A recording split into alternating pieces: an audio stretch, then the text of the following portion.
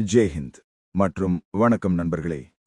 மத்திய கிழக்கின் மிகப்பெரிய இராணுவ கண்காட்சி ஐக்கிய அரபு எமிரேட்ஸின் துபாய் ஏர் ஷோ. உலகெங்கிலும் உள்ள பாதுகாப்பு நிறுவனங்கள் தங்களது அதிநவீன தொழில்நுட்பங்களை இங்குதான் காட்சிப்படுத்துகின்றன. இந்தியாவின் தேஜாஸ் விமானமும் அங்கே தனது வலிமையை, தனது அசுரத்தனமான அஜிலிட்டியை சர்வதேச அரங்கில் நிரூபித்துக் கொண்டிருந்தது. ஆனால் அந்த பெருமைமிகு தருணம் ஒரு வினாடியில் உறைந்து போனது.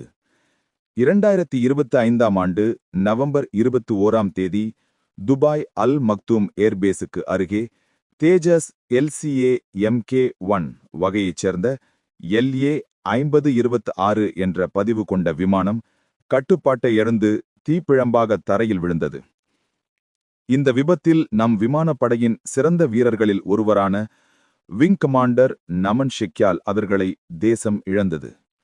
உயரிய பயிற்சி பெற்ற தலைசிறந்த ஒரு விமானியை இழப்பது என்பது 250 கோடி ரூபாய் மதிப்பிலான விமானத்தை இழப்பதை விட மிகப்பெரிய பேரிழப்பு.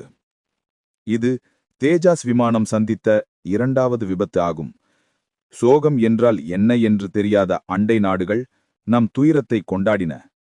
பாகிஸ்தானின் ஊடகங்களும் சீனாவின் சமூக வலைதளங்களும் தேஜாஸை கேலிப் பொருளாக மாற்றின. இந்தியாவின் உள்நாட்டு தயாரிப்பின் தரம் இதுதான் என்று எள்ளி நகையாடின. நம் நட்பு நாடுகளோ இந்தியாவுடன் தோளோடு தோள் நிற்போம் என உறுதியளித்தன. இந்த விபத்துக்கான காரணத்தை கண்டறிய HAL DRDO வல்லுநர்கள் மற்றும் இந்திய விமானப்படையின் மூத்த அதிகாரிகள் அடங்கிய கோர்ட் ஆஃப் இன்குவைரி குழு அமைக்கப்பட்டுள்ளது. விமானத்தின் கருப்பு பெட்டிகள் மீட்கப்பட்டு மிக நுணுக்கமாக ஆராயப்பட்டு வருகின்றன. இந்த துயர சம்பவம் இந்தியாவிற்கு ஒரு பாடமாகவும் தேஜாஸின் எதிர்காலத்தை இன்னும் உறுதியாக கட்டமைக்க ஒரு உந்து சக்தியாகவும் அமைய வேண்டும். ஆம், இந்த விபத்து நமக்கு கற்றுக் கொடுத்த பாடம் என்ன? தேஜாஸ் போர் விமானத்தின் பிரம்மாண்டம் என்ன? இந்த கேள்விகளுக்கான பதிலை தேடி இப்போது நாம் தேஜாஸின் பிறப்பு கதைக்கு செல்வோம். ஒரு தேசத்தின் வான்வெளி பாதுகாப்பு என்பது மிக முக்கியமானது. ஆனால் 1980கள் வரை இந்திய விமானப்படையின் பெரும்பகுதி ரஷ்யாவின் பழைய MiG-21 போன்ற வெளிநாட்டு விமானங்களை சார்ந்தே இருந்தது. இந்த MiG-21 விமானங்கள் அவற்றின் அதிக விபத்து விகிதத்தால் இந்திய வீரர்களிடையே பறக்கும் சவப்பெட்டி என்ற சோகமான பெயரை கூட பெற்றிருந்தன. இந்த சிக்கலுக்கு நிரந்தர தீர்வு காணவும் வெளிநாட்டு உதிரி பாகங்களுக்கான சார்பை குறைக்கவும் ஒரு தொலைநோக்கு சிந்தனை பிறந்தது. அதுதான் இலகு ரக போர் விமான திட்டம், LCA லைட் காம்பேட் ஏர்கிராஃப்ட். ஒரு போரில் வெற்றி பெற விமானங்களை சார்ந்தே இருக்க வேண்டிய நிர்பந்தம் வரும்போது எந்த ஒரு நாடும் நமக்கு தடை விதித்து விடக்கூடாது. 1984ஆம் ஆண்டு மத்திய அரசாங்கம் அதிகாரப்பூர்வமாக LCA திட்டத்தை தொடங்கியது. இந்திய அரசுக்கு சொந்தமான நிறுவனங்களான HAL அதாவது ஹிந்துஸ்தான் ஏரோநாட்டிக்ஸ் லிமிடெட், ADA அதாவது ஏரோநாட்டிக்ஸ் டெவலப்மெண்ட் ஏஜென்சி மற்றும் DRDO பாதுகாப்பு ஆராய்ச்சி மற்றும் மேம்பாட்டு அமைப்பு ஆகியன கைகோர்த்தன.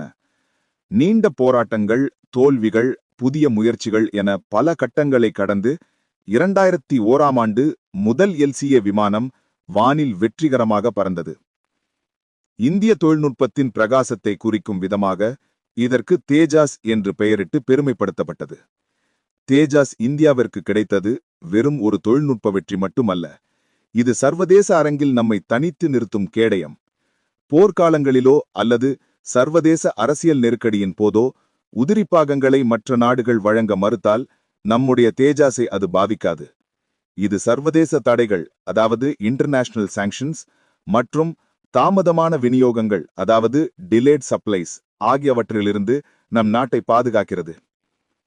இன்று தேஜாஸின் உதிரிப்பாகங்களில் 57%லிருந்து 75% வரை உள்நாட்டு உற்பத்தியே ஆகும். ஆத்மநிர்பர் பாரத் திட்டத்தின் கீழ் இதை 90%ற்கு மேல் உயர்த்தும் இலக்குடன் கிட்டத்தட்ட 40 புதிய உதிரிப்பாக தொழிற்சாலைகளை இந்தியா உருவாக்கி வருகிறது. உலகிலேயே ஒரு போர் விமானத்தை உள்நாட்டிலேயே அதிக அளவு தயாரிக்கும் ஒரு நாடாக இந்தியா உருவாகி வருகிறது என்றால் அதற்கு காரணமே தேஜாஸின் வெற்றிதான். தேஜாஸ் என்பது சாதாரண விமானம் அல்ல. இது ஒரு 4.5 ஜெனரேஷன் போர் விமானம். இந்த தலைமுறை என்பது 4ஆம் தலைமுறைக்கும் 5ஆம் தலைமுறைக்கும் இடையே உள்ள ஒரு அதிநவீன இடைநிலையாகும். அதாவது பழைய தலைமுறையின் விலையில் நவீன தலைமுறையின் அம்சங்களை இது உள்ளடக்கியது. தேஜாஸின் வடிவமைப்பில் மிக முக்கியமான அம்சம் அதன் டெல்டா விங் அமைப்பு. இந்த பிறை வடிவ சிறகுகள் விமானத்தின் வேகம் அதிகரிக்கும் போதும் அது மிக குறுகிய வளைவுகளில் திரும்பும் போதும் அபரிமிதமான சுழற்சி திறனையும் நிலைத்தன்மையையும் அளிக்கின்றன. விமானத்தின் எடைதான் அதன் வேகம். எடையை குறைக்க தேஜாஸின் உடல் பகுதியில் 45% மேலாக இலகுரக கார்பன் ஃபைபர் காம்போசிட் பொருட்கள் பயன்படுத்தப்பட்டுள்ளன. இதன் காரணமாகவே தேஜாஸ் மற்ற கனமான போர் விமானங்களை விட சுலபமாக காற்றில் நடனமாட முடியும். மேலும் ரேடாரில் எளிதில் சிக்குவதையும் இது குறைக்கிறது. தேஜாஸ் விமானத்தை இயக்க ஒரு மனித கைமணுவல் போதாது. தேஜாஸ் ஒரு இயல்பிலேயே காற்றில் அசுர அசைவுகளை கொடுக்கக்கூடிய ஏரோடைனமிக்கலி அன்ஸ்டேபிள் விமானம்.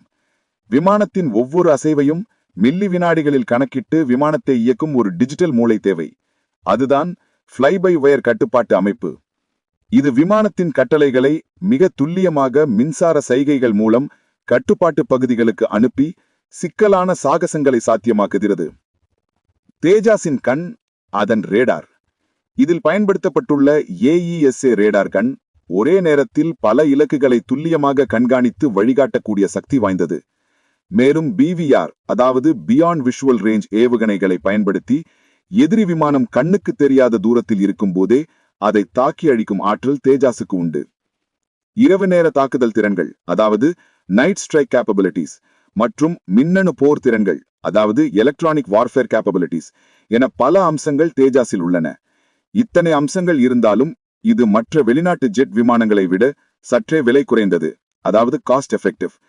இதைதான் இந்திய விமானப்படைக்கு ஒரு வரப்பிரசாதமாக பார்க்கிறோம். தேஜஸ் MK1 பதிப்புகளில் அமெரிக்காவின் ஜெனரல் எலக்ட்ரிக் நிறுவனத்தின் F404 இன்ஜின்கள் பயன்படுத்தப்பட்டு வருகின்றன. ஆனால் இந்தியாவின் அடுத்த கட்ட லட்சியம் அதன் மேம்படுத்தப்பட்ட பதிப்பு MK2வில் முற்றிலும் உள்நாட்டு தயாரிப்பான காவேரி என்ஜினை பொருத்துவதுதான். காவேரி திட்டம் பல சவால்களை சந்தித்திருந்தாலும் உள்நாட்டு என்ஜின் கனவு இன்னும் இந்தியாவை உந்தி தள்ளி கொண்டிருக்கிறது. இத்தனை தொழில்நுட்ப சிறப்புகள் கொண்ட விமானம் விபத்து குற்றாலம் கூட விமானியின் உயிர் காப்பாற்றப்பட வேண்டும். அதற்கான உத்தரவாதம் என்ன? அடுத்த பகுதியில் தேஜாஸில் உள்ள உயிர்காக்கும் கேடயமான மார்டின் பேக்கர் இஜெக்ஷன் இருக்கையின் வரலாற்று மற்றும் தொழில்நுட்ப உண்மைகளை பார்ப்போம். போர்க்கள விமானங்களுக்கு எது வேண்டுமானாலும் நடக்கலாம்.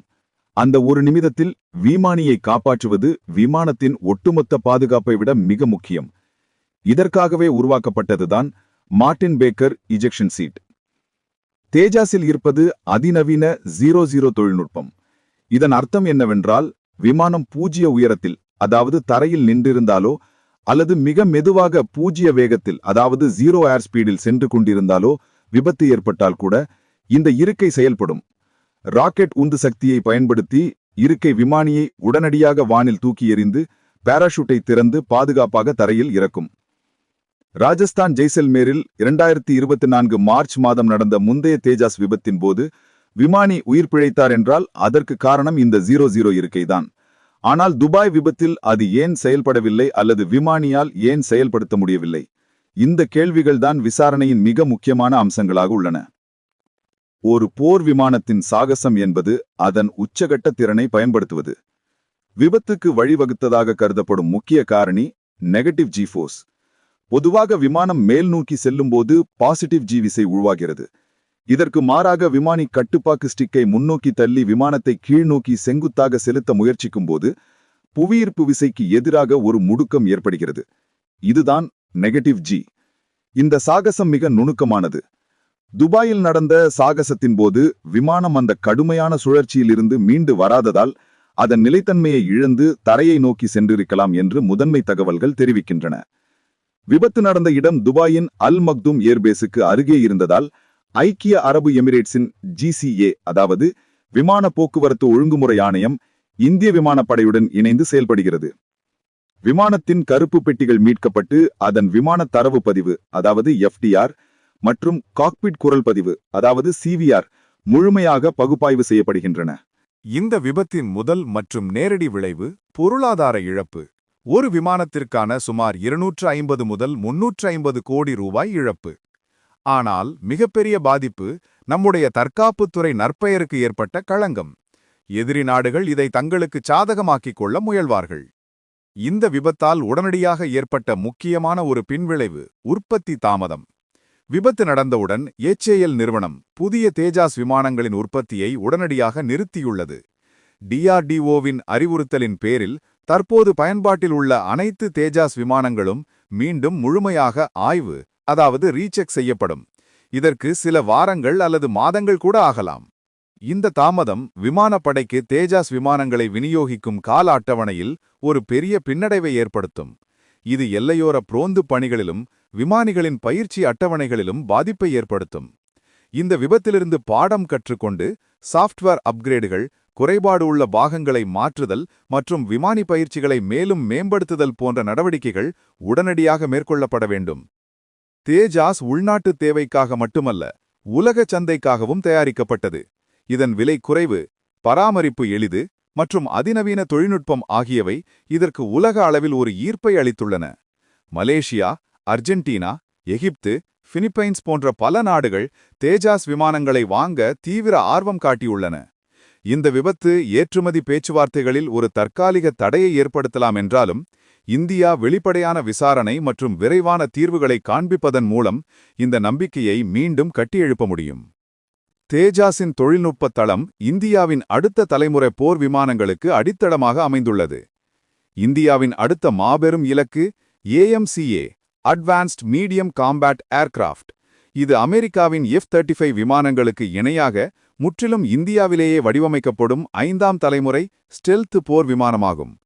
தேஜாஸ் திட்டம் கொடுத்த தன்னம்பிக்கைதான் AMCAவை நோக்கி நம்மை செலுத்துகிறது. கடற்படைக்கான விமானம் TED-BF, twin engine deck based fighter. விமானம் தாங்கி கப்பலிலிருந்து புறப்படக்கூடிய 2 என்ஜின்கள் கொண்ட இந்த விமானமும் தேஜாஸின் அனுபவத்தின் அடிப்படையில் உருவாக்கப்பட்டு கொண்டிருக்கிறது. ஒரு வீரனின் மரணம் வீணாகாது. ஒரு விபத்து ஒரு நாட்டின் கனவை தகர்த்துவிட முடியாது. தேஜாஸ் என்பது வெறும் இரும்பும் உலோகமும் அல்ல. அது பல தசாப்த கால இந்திய விஞ்ஞானிகளின், விமானிகளின், பொறியாளர்களின் உழைப்பு, நம்பிக்கை மற்றும் கண்ணீர். விங் கமாண்டர் நமன் ஷெக்யால் போன்ற மாவீரர்களின் தியாகங்களை பாடமாக கொண்டு தேஜாஸ் விமானம் இன்னும் வலுவாக, இன்னும் பாதுகாப்பாக, இன்னும் உறுதியாக இந்தியாவின் வான்வெளியை காக்கும். அந்த கனவை நனவாக்குவது நம் கடமை. சோதனைகளை கடந்து சாதனைகள் படைப்போம். ஜெய் ஹிந்த்.